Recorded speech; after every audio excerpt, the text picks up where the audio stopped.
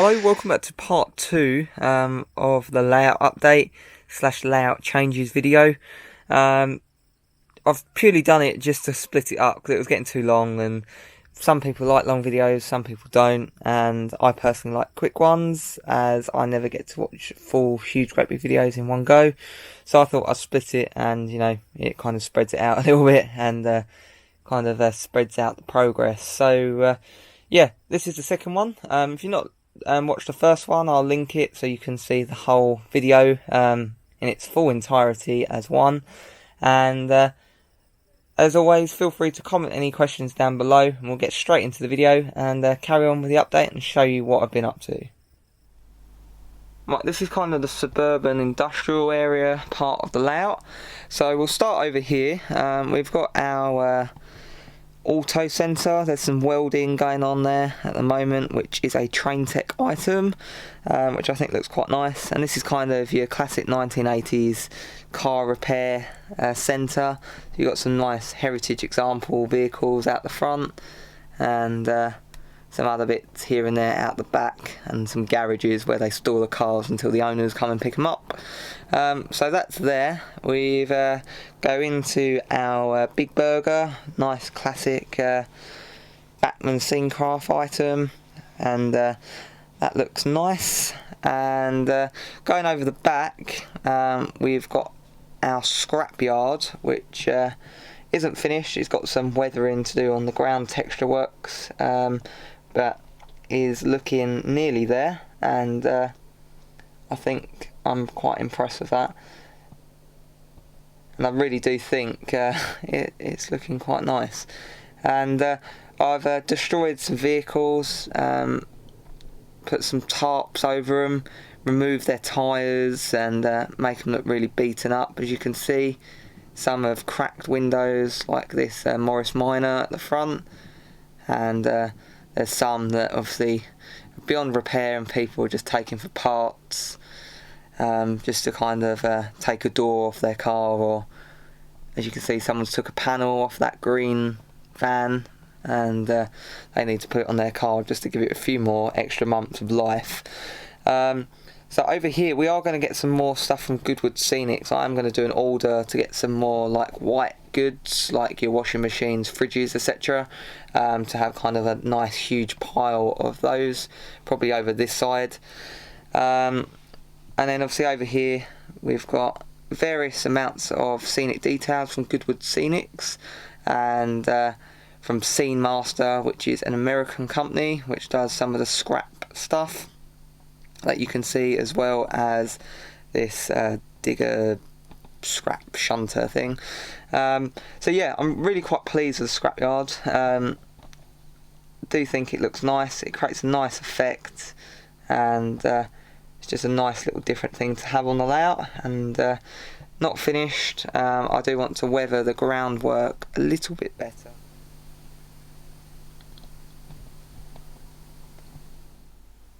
So coming down from the town scene, we've got some tunnel portals which lead out from under the town scene, which come into this area just here. As you can see, we've got obviously the bit I've already explained here, and then we go into a nice suburban area of nice classic style of the 1980s, 90s, with some various Hornby scaled out and Bachmann Scenecraft items. And we've got some more War Painter Scenic static grass tufts. They're the flower variety ones, as you can see, and various Oxford die-cast vehicles, which are prototypical for the era as well. And obviously that heads off to the allotments over there, and that's kind of where the road goes. It's only a quiet kind of back street, really, it's portraying. And classic one, always have to have a few street lights out, as that's what local councils are literally always like. So if we go into the back gardens, these are all fully detailed, and they are lit up with the usual battery method with the remote control that I've spoke about in previous videos before. Back gardens then, they kind of slope off from the embankment which comes down, and they're all detailed up and show nice bit of scenic effects. Even a little paddling pool for one lady in that garden. They're obviously very lucky to have a hot tub or a paddling pool just at the end. And this one's got a nice climbing frame for the children. So we've got this new sweeping curve, which really is quite nice, and we've got surrounded in kind of a railway cut-in, which is nice and prototypical. I think railways that do this look really nice, and especially on the sweeping curve, it creates a really nice shot. I just hope you can get kind of the feel of it through video as you can in real life. It's just used with Loft insulation, and that's just Loft insulation, plaster bandage over the top, and green scene and various static grasses and scatters on the top. This kind of is the standard colour I go for underneath, which are Woodland Scenics blends of scatter, which I buy in a big shaker bottle from Great Eastern Models up in Norwich. And then I just static grass over the top, and that's the effect that I try and go for. So that's kind of there, and the sweeping curves do look really nice with a nice big train like the Helgen 26 with the rake of Acura scale hoppers, which goes all the way along. It does look really quite nice, and I really can't wait to do a running session just to show you some nice angles of the layout. That's the same with this embankment just at the front, and that I think really looks much better than it was, and creates some nice scenes to get some filming angles on the layout. And yeah, that's completing kind of the mass changes of the layout. So the overview, as you can see, it comes round.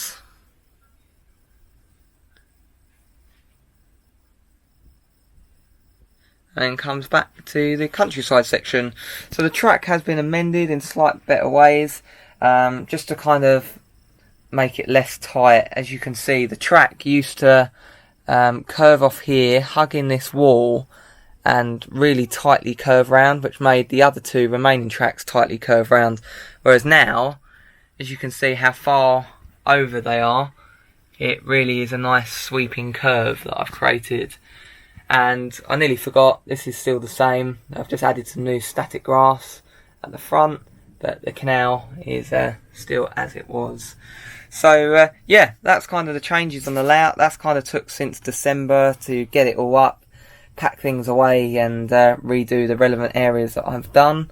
And yeah, I'm happy with it. I'm happy I did it. At the time I weren't sure, I was a bit undecided if I wanted to rip all my work up, but I'm happy I did it. It's for the better, and I think looked a lot better than it did. I've got a few things to sort, like a wonky back scene I've just noticed, which is a bit annoying, and a lot more senior work to do, and a lot of weathering. So I hope you enjoyed it, and I'll see you in one of my next videos, hopefully showing some more progress either on this layout or one of the others. So stay tuned. Sorry for the delay. I know it's been a while since videos. It is a hobby, it's not a job, so I can only do it here and there around my actual job. So anyway, thank you for watching, and as always, I will see you in one of my next videos.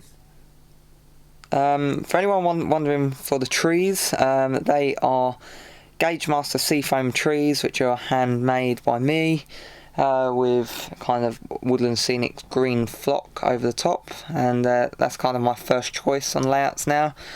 And then we've got some Woodland Scenics fine leaf foliage in the medium green variety, which goes along this embankment all the way up and including the other side. So we've got some green scene and Woodland Scenic static grasses, which you can see as we go round here. It's a really nice blend. This is the green scene variety, and I do think it looks really nice. And Woodland Scenics and green scene definitely are my favourite static grass manufacturers. Obviously back scenes need configuring on this part of the layout, and certain bits of scenery finishing off, like this edge over there. That's probably just going to have some static grass, if I'm honest. Right, the countryside section pretty much is the same. The track was reliable, which was the key part, and the scenery I was happy with. I like the allotments that I did, which I do think look nice and create a nice feel as you're going by, seeing the trains in the background. And then obviously the farm area I think looked quite nice as well. So as I said earlier, that's the only bit that needs finishing in the back, kind of the back part, which will improve this whole top bit. But everything from the tunnel mouth is staying. I added some more fine leaf foliage and woodland scenics, briar patch, which is that stuff there, the lighter stuff, just to kind of bush it out a little bit. Otherwise it's all still as it was before. Obviously, as you would see as we've been going around, the tracks are not weathered. They will look like that as they were before, but I am not rushing, gluing the ballast down. I've glued part of it down along this section, but certain other bits I haven't, just because I want to make sure the track is perfect before I make permanent or semi-permanent fixtures.